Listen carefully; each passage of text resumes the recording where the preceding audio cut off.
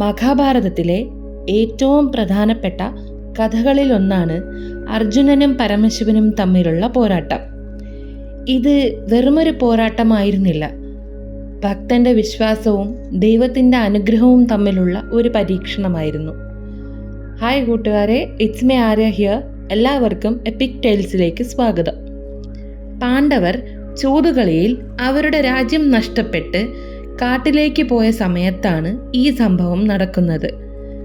വനവാസകാലത്ത് മഹർഷി വ്യാസൻ അർജുനനോട് പറഞ്ഞു, വരാനിരിക്കുന്ന മഹാഭാരത യുദ്ധത്തിൽ വിജയിക്കാൻ ദിവ്യമായ ആയുധങ്ങൾ, പ്രത്യേകിച്ചും ദേവന്മാരുടെ ആയുധങ്ങൾ നേടേണ്ടതുണ്ട്.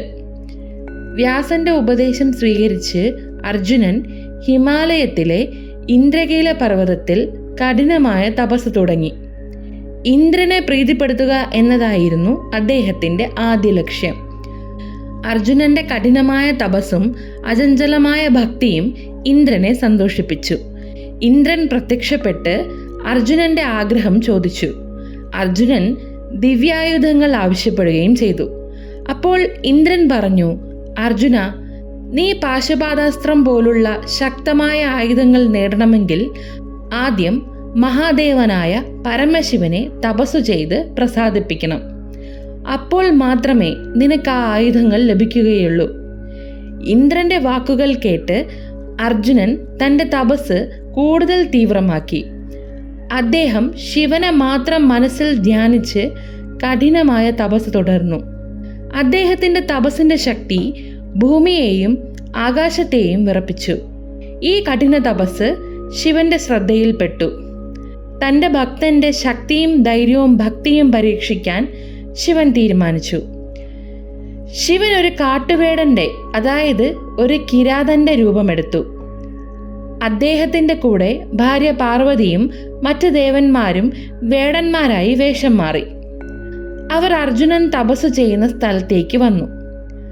അതേസമയം മൂകൻ എന്ന ഒരു അസുരൻ അർജുനനെ കൊല്ലാൻ വേണ്ടി ഒരു കാട്ടുപന്നിയുടെ രൂപത്തിൽ വന്നു. അർജുനൻ ഈ പന്നിയുടെ വരവ് കാണുകയും ചെയ്തു. അത് തൻ്റെ തപസ് മുടക്കാൻ വന്നതാണെന്ന് മനസ്സിലാക്കി അദ്ദേഹം അതിലേക്ക് ഒരമ്പെയ്തു. അതേ നിമിഷം തന്നെ കിരാത രൂപത്തിലുള്ള ശിവനും ആ പന്നിയുടെ നേർക്ക് ഒരമ്പ് തൊടുത്തു. രണ്ടമ്പുകളും ഒരേ സമയം പന്നിയുടെ ശരീരത്തിൽ തുളച്ചു കയറി. പന്നി വീണ് മരിച്ചപ്പോൾ അർജുനനും കിരാതനും തമ്മിൽ വഴക്കായി. ഇരുവരും പന്നിയെ കൊന്നത് താനാണെന്ന് അവകാശപ്പെട്ടു.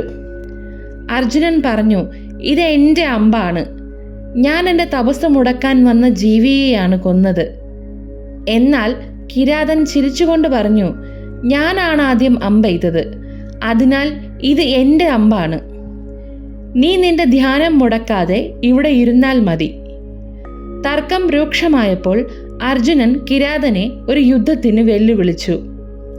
ആദ്യം വാക്കുകൊണ്ടുള്ള വാഗ്വാദമായിരുന്നു, പിന്നീട് അത് ഒരു വലിയ പോരാട്ടമായി മാറി. അർജുനൻ കിരാതനുമായി അസ്ത്രങ്ങൾ കൊണ്ട് യുദ്ധം തുടങ്ങി. അർജുനന്റെ എല്ലാ അസ്ത്രങ്ങളും കിരാതന്റെ ശരീരത്തിൽ തട്ടി തെറിച്ചുപോയി. പിന്നീട് അർജുനൻ ഗദ ഉപയോഗിച്ച് പോരാടി. പക്ഷേ ഒരു ഫലവും ഉണ്ടായില്ല. കിരാതൻ അർജുനന്റെ എല്ലാ ആക്രമണങ്ങളെയും തടഞ്ഞു. യുദ്ധം നടന്നപ്പോൾ അർജുനൻ കൂടുതൽ ക്ഷീണിതനായി. ഒടുവിൽ അദ്ദേഹത്തിന് ആയുധങ്ങൾ നഷ്ടമായി. ആ നിമിഷം താൻ ഒരു സാധാരണ മനുഷ്യനല്ല, അതിശക്തനായ ഒരു യോദ്ധാവിനോടാണ് യുദ്ധം ചെയ്യുന്നതെന്ന് അർജുനൻ മനസ്സിലാക്കി. അദ്ദേഹം കിരാതനെ കൈകൾ കൊണ്ട് പോരാടാൻ തുടങ്ങി. അതിലും അർജുനൻ പരാജയപ്പെട്ട് തളർന്ന അർജുനൻ തൻ്റെ മനസ്സിൽ ശിവനെ ധ്യാനിച്ചു. താൻ യുദ്ധം ചെയ്ത വേട്ടക്കാരൻ ഒരു സാധാരണക്കാരനല്ലെന്ന് അദ്ദേഹത്തിന് തോന്നി. താൻ തോറ്റെങ്കിലും തൻ്റെ ഭക്തി നഷ്ടപ്പെടാതെ അർജുനൻ അവിടെ ഒരു ശിവലിംഗമുണ്ടാക്കി. അതിൽ കിരാതനെ നോക്കി അർജുനൻ പൂക്കളർപ്പിച്ചു. അത്ഭുതമെന്ന് പറയട്ടെ, അർജുനൻ ശിവലിംഗത്തിൽ അർപ്പിച്ച പൂക്കൾ കിരാതന്റെ തലയിൽ വീണു. ആ നിമിഷം അർജുനന് സത്യം മനസ്സിലായി. ആ വേടൻ സാക്ഷാൽ പരമശിവൻ തന്നെയായിരുന്നു. അർജുനൻ അമ്പരപ്പോടെ ശിവന്റെ കാൽക്കൽ വീണ് മാപ്പ് അപേക്ഷിച്ചു. ഓ മഹാദേവ, എന്നെ മാപ്പാക്കണം. ഞാൻ അങ്ങയോടാണ് യുദ്ധം ചെയ്തതെന്ന് അറിഞ്ഞിരുന്നില്ല. അർജുനന്റെ വിനയത്തിലും ഭക്തിയിലും ശിവൻ സന്തോഷിച്ചു. ശിവൻ തന്റെ യഥാർത്ഥ രൂപത്തിൽ പ്രത്യക്ഷനായി അർജുനനെ അനുഗ്രഹിച്ചു. അർജുന, നിന്റെ ധൈര്യവും നിശ്ചയദാർഢ്യവും എൻ്റെ പരീക്ഷകളെ വിജയിച്ചു. നീ യഥാർത്ഥത്തിൽ ഒരു വീരനാണ്. എൻ്റെ പരീക്ഷണങ്ങളിൽ നീ ജയിച്ചിരിക്കുന്നു. തുടർന്ന് ശിവൻ അർജുനന് തൻ്റെ ഏറ്റവും ശക്തമായ ആയുധമായ പാശുപാതാസ്ത്രം നൽകി. അതിൻ്റെ പ്രയോഗരീതിയും എങ്ങനെ അത് പിൻവലിക്കാമെന്നും അദ്ദേഹം അർജുനനെ പഠിപ്പിച്ചു.